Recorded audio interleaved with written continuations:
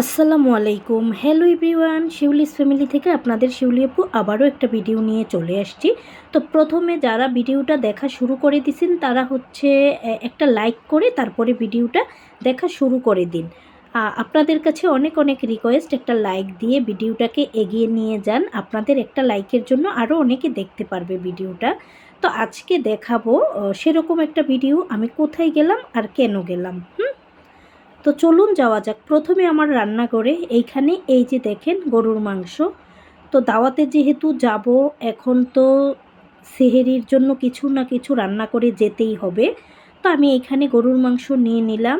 যেহেতু বাসায়ও মেহমান আছে, মেহমানরাও দাওয়াতে যাবে, আমার সব বোনরা আছে বাসায়, তো ওরাও দাওয়াতে যাবে। তো ভাবলাম যে একটু ওদের জন্য গরুর মাংস রান্না করে রেখে যাই, দাওয়াতে যাব যেহেতু। এসে তো রমজানের মধ্যে পরে রান্না করাটা আসলেই একেবারেই ভালো লাগে না। আর আমি যেখানে দাওয়াতে যাব সেখানে হচ্ছে আমার এক কাজিন আমার হাতের এই গরুর মাংস খেতে চেয়েছে। তো ভাবলাম শুধু ওর জন্য একা তো আর একটু রান্না করব না, আমরাও বাসার জন্য একটু রান্না করে যাই আর কি।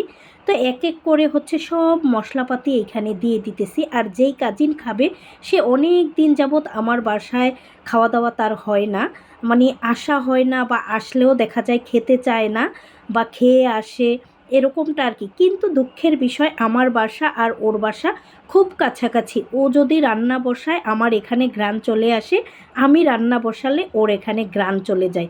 কিন্তু খাওয়া হয় না কেন জানেন? ওই যে আমি বাচ্চাদের নিয়ে সারাক্ষণ ব্যস্ত থাকি, স্কুলে চলে যাই, দেখা যায় ও খালি বাসায় আসছে, এসে ঘুরে ফিরে একটা ফোন করলো যে আপা আসছি, চলে যাচ্ছি।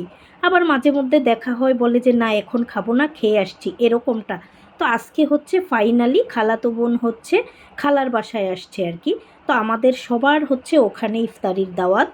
তো এখন ভাবলাম যে আসছে যেহেতু, ওকে আজকে গরুর মাংস খাওয়াবই, আর আমরাও আমাদের বাসায় সেহেরির জন্য রান্না করে যাব।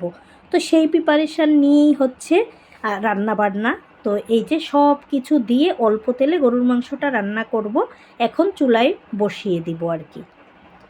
তো ফাইনালি এই যে দেখতে পাচ্ছেন, আলু না হলে তো চলবেই না। তো এই বড় বড় করে আলু কেটে গরুর মাংসটা ফাইনালি রান্না হয়ে গেছে।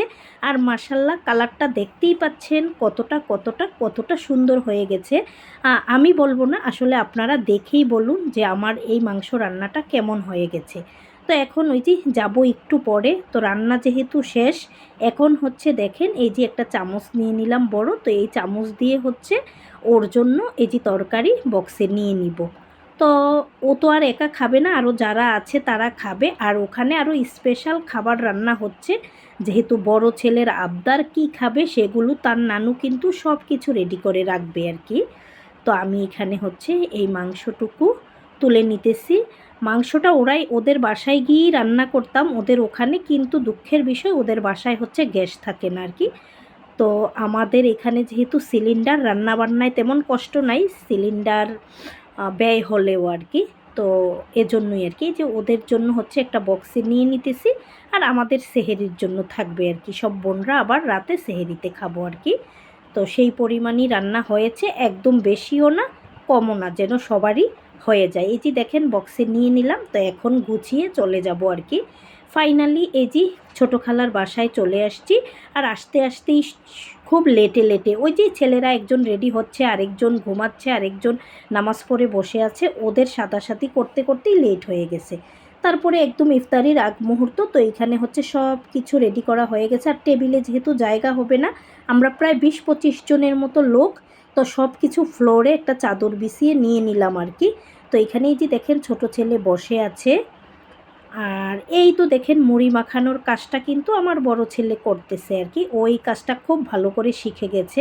তো খালাতো বোন আবার এই পাশে হচ্ছে ছোলা দিয়ে দিতেছে, মশলা যেহেতু মাখানো হয়ে গেছে তো ছোলা দিতেছে। এখন হচ্ছে খালা আর ভাগিনা মিলি মাখিয়ে নিবে।